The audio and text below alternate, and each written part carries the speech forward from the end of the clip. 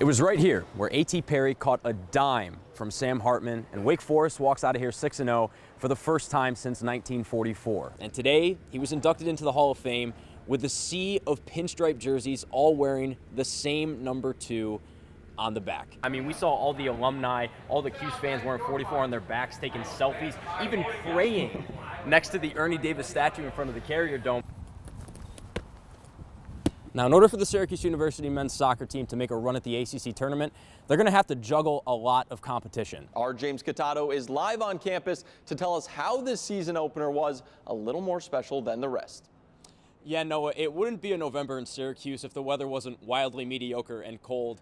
But the play in the Carrier Dome last night was red hot and anything but mediocre. We know Jim Boeheim and company lost a lot of players from that Sweet 16 run last year. But looking at last night, there was a lot of promise and a lot of good things to work on. Your Citrus TV Sports Report.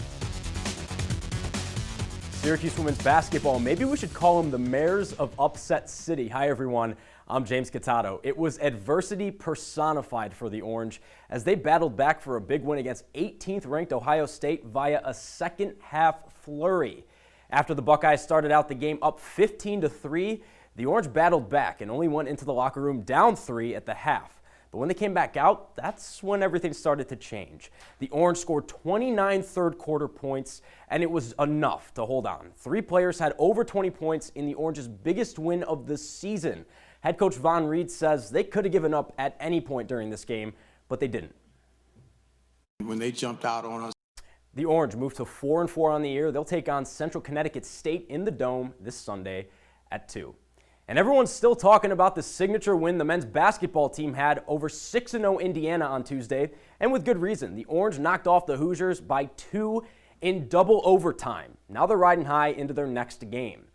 The Orange will head down to Tallahassee to take on 5-2 Florida State in their first conference game of the season. The biggest stories for the Orange heading into this one, the Boeheim brothers, as they combined for 53 points against Indiana, and they're starting to look like a legitimate dynamic duo. Only makes sense, they did grow up together.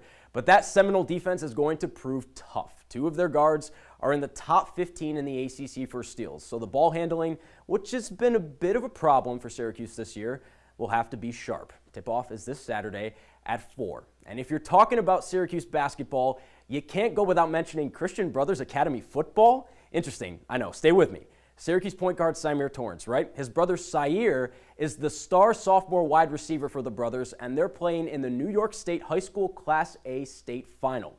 Torrance has over 600 receiving yards and 11 touchdowns this season. Again, he's a sophomore. He's led the brothers to a section and region title. Torrance and company take on Westchester County's own Somers High School this Friday at 3 p.m. in the Carrier Dome. So you could say they have a little bit of a home field advantage when it matters most. And after some COVID protocol scares, the Syracuse Crunch will have to shuffle their schedule around and play some makeups. This coming after 5 teams in the AHL hit the protocol, including the Rochester Americans, who were slated to come to Cuse and play the Crunch last night. That game doesn't have a makeup date as of yet, but we do know that the Crunch will go to Bridgeport to play the Islanders on March 19th, 2022, instead of the 18th. And on that 18th, they'll play the Wilkes-Barre Scranton Penguins, so a little bit of a switcheroo. As for the next game, it'll be against the Penguins at home tomorrow night, puck drop at 7. Guys? Brooklyn Malioni was about as young as you could get when he picked up his first baseball. I think 3. He goes by the nickname B-Money, and between the money socks, helmet, or the money chain, he brings his own flair to the game he's played his whole life. But it wasn't always like that. Any of his sports practices, if he did, he was giving 0%. It was just kind of going through the motions. I would describe it as he was on autopilot.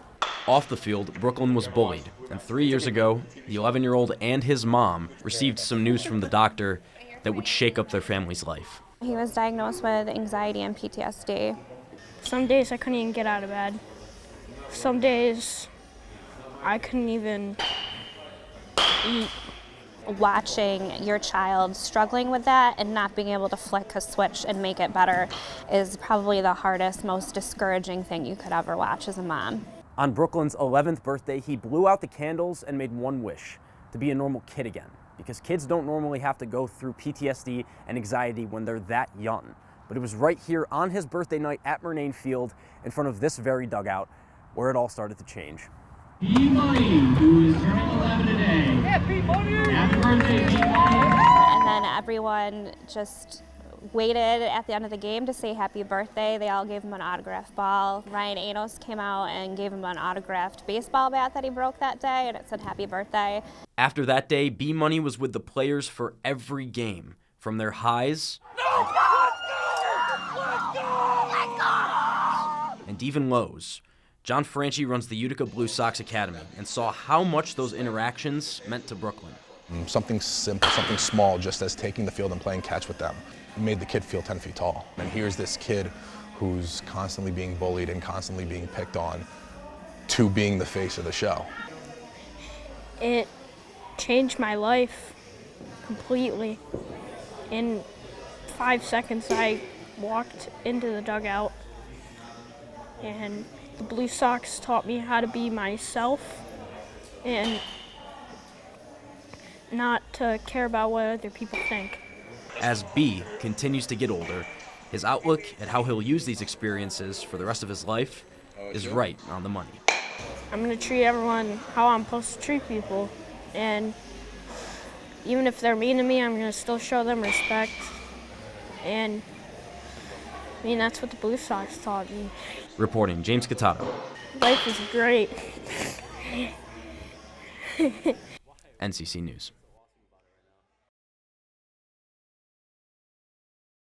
The tenants say everything was destroyed in the fire last night, from their cars to all their possessions. Bank of Utica getting ready for another New Year's Eve party, the first one in 2 years, despite the rise in cases of the Omicron variant.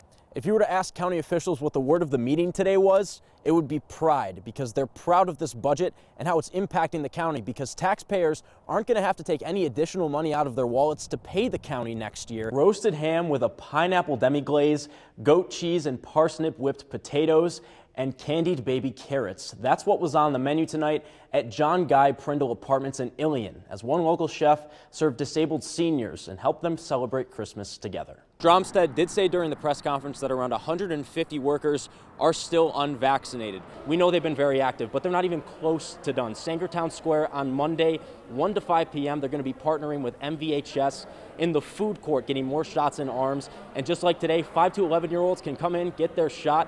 18 and above can come in and get a booster, and then anybody else that's missing a vaccine in the vaccination series can come in and do the same. But for right now, Sequoia Valley Elementary School, 5:30 p.m., doors close at 8 p.m. Guys, back to you. News Channel 2's James Kattato has your top story tonight to tell us how the turkey is giving one family something to be thankful for this holiday season. The Cusworth family have given 300 animals this year a second chance, from deer to ducks to now, a day before Thanksgiving. By 11 o'clock tonight, people have their turkeys in the oven, girlfriend. Millie, the turkey.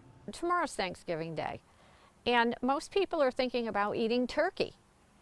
I don't think about that because I don't eat turkey. I save them. Judy Cusworth of Woodhaven Wildlife Center in Chadwicks found Millie right after Halloween, injured, after being attacked by a pit bull. The dog had taken a chunk out of the side of the turkey, probably the size of a baseball. And it was hard because you don't ever really want to see a hurt animal. So they took Millie to Cornell University, where putting her down wasn't an option. I said, if she can live as long as she's lived and act perfectly normal, there's got to be something that you can do to save her. They put a lot of work into this bird. After a few weeks of rehab, she's back in Chadwicks and is expected to make a full recovery by the spring. Until then, it's eating watermelon and enjoying time in her new home. Like, I will if I have to. Yeah. I'm extremely thankful that we could give this animal a second chance. The Cusworths say that as soon as Millie is fully rehabilitated, that she'll be ready to go back out into the wild. And for that, well, it could just be right in their backyard, as they're just going to let her walk right out the door. And then after that, well, we'll see what happens. Maybe she'll stick around.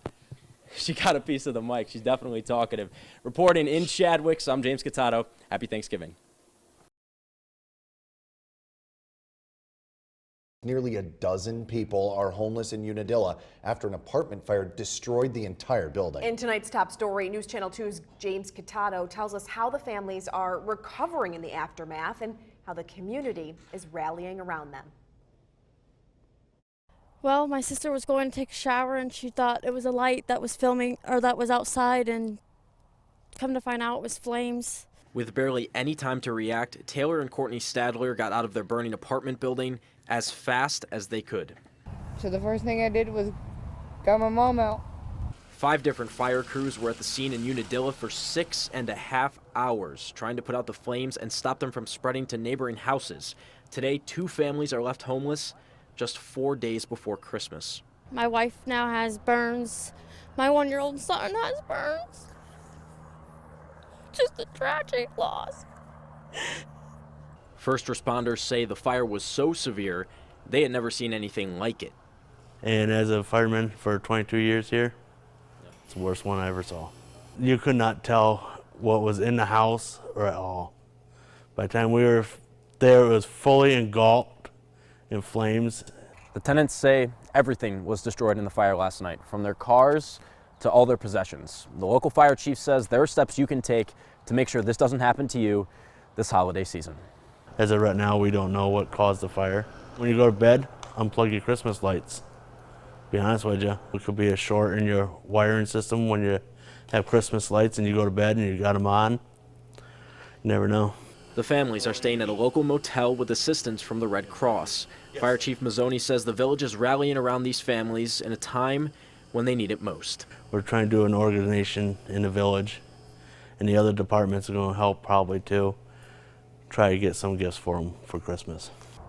Well, we just do want to thank everybody in Unadilla or anybody that's reached out to help our families. We really appreciate it.